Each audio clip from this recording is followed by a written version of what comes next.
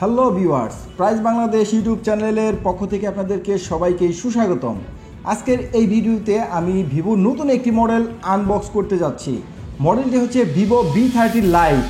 এই ফোনটির বক্সের ভিতরে কি কি থাকছে সেই সম্পর্কে আপনাদেরকে জানিয়ে দিব এবং এই ফোনটির প্রাইস সম্পর্কে আপনাদেরকে জানিয়ে দিব এবং এই ফোনটি আপনারা কেন কিনবেন সেই ফিচারগুলো আপনাদেরকে জানিয়ে দেব এবং এই ফোনটিতে কি কি ঘাটতি রয়েছে সেই বিষয়গুলোও আপনাদেরকে জানিয়ে দিব। তো ভিউয়ার্স, আর দেরি না করে চলুন বক্সের ভিতরে কি কি আছে এক নজরে দেখে নেই।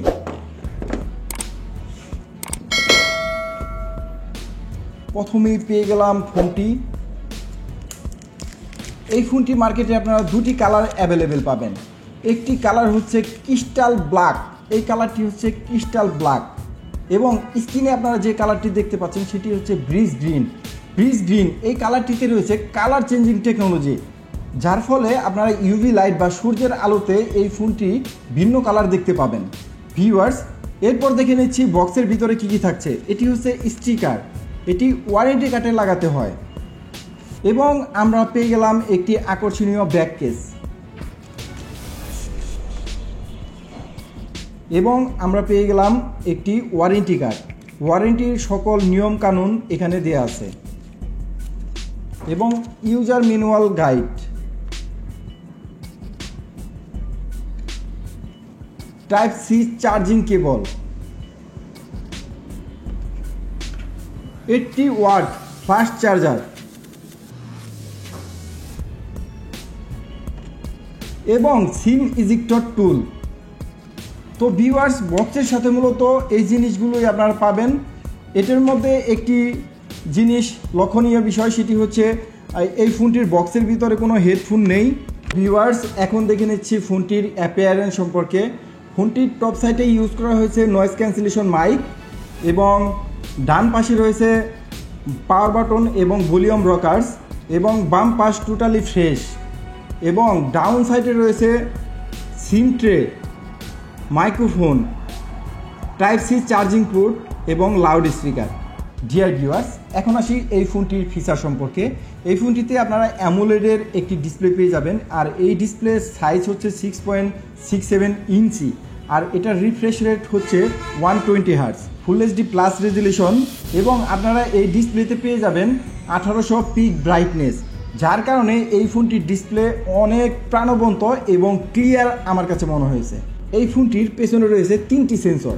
একটি হচ্ছে 50 মেগাপিক্সেলের মেন ক্যামেরা সেন্সর, আরেকটি হচ্ছে 2 মেগাপিক্সেলের ডেপথ সেন্সর, আরেকটি হচ্ছে ফ্লিকার সেন্সর।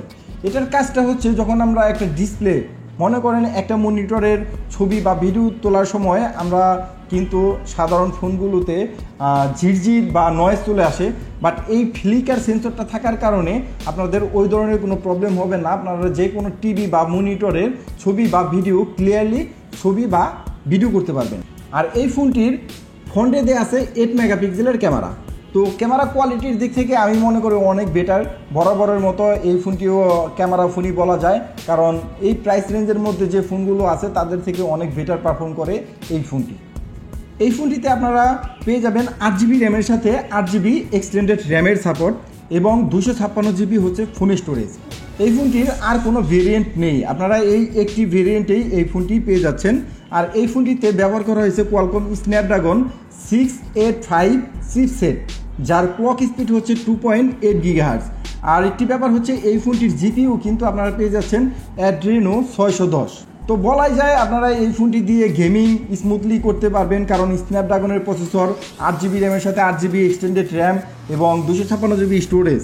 তো বলাই যায় এই ফোনটি থেকে আপনারা ক্লিয়ারলি বা স্মুথলি যে কোনো ধরনের গেম রান করতে পারবেন। এবং এই ফোনটিতে দেয়া আছে অ্যান্ড্রয়েড ভার্সন 14 এবং FantaSOS 14 ভার্সন আপনারা এই ফোনটিতে পেয়ে যাবেন।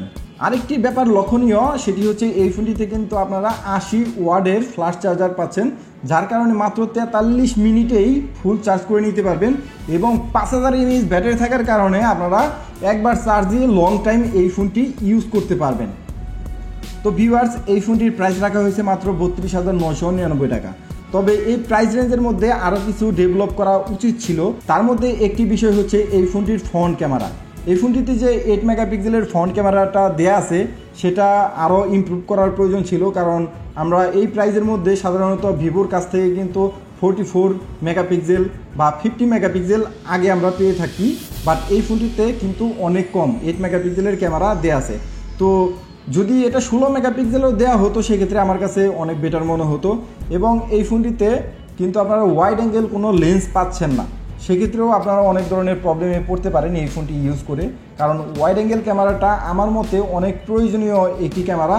অনেক ক্ষেত্রে আমাদের এই ওয়াইড অ্যাঙ্গেল ক্যামেরাটা প্রয়োজন পড়ে। তবে এই ফোনটি আপনারা কেন কিনবেন সেটাও আপনাদেরকে বলে দিচ্ছি।